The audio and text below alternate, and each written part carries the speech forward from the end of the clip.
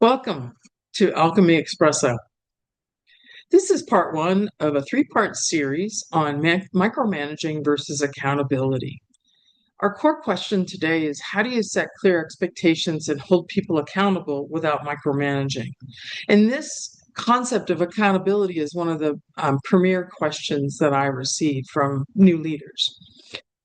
So you were promoted, and you're because you're the best individual contributor. And yet, 6 months later, you're checking the work of your colleagues, and neither of you knows how you got to this point in time. If that sounds familiar, I hope you'll stick around, because the problem isn't that you care too much, it's that no one ever taught you the difference between accountability and control. Here's what happens to almost every new leader, myself included. You get promoted because you were excellent at doing the work yourself. You knew exactly how to do it right. You cared about the outcome.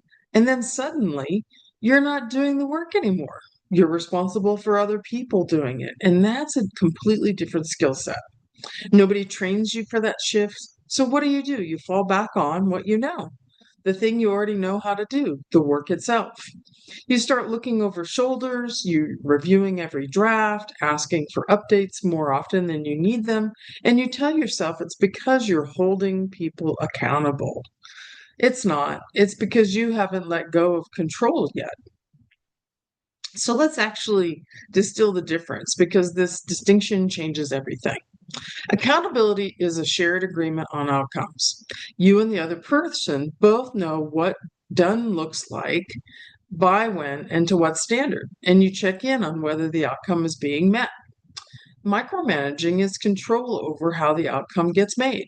It's not asking, did we hit the mark? It's asking, why didn't you do it the way I would have? Or why didn't you do it the way I mentioned to you? One is about results and the other is about replication of yourself. And here's the hard part. From the inside, micromanaging almost always feels like diligence. It feels responsible. It rarely feels like control, even when that's exactly what it is and how the other person feels. In other words, they are being controlled. So, how do you tell which one you're actually doing? Well, I have three questions that you can ask yourself. First, are you reviewing the outcome or are you reviewing the process? If you find yourself commenting on how someone got there rather than what they got to, that's a pretty clear signal.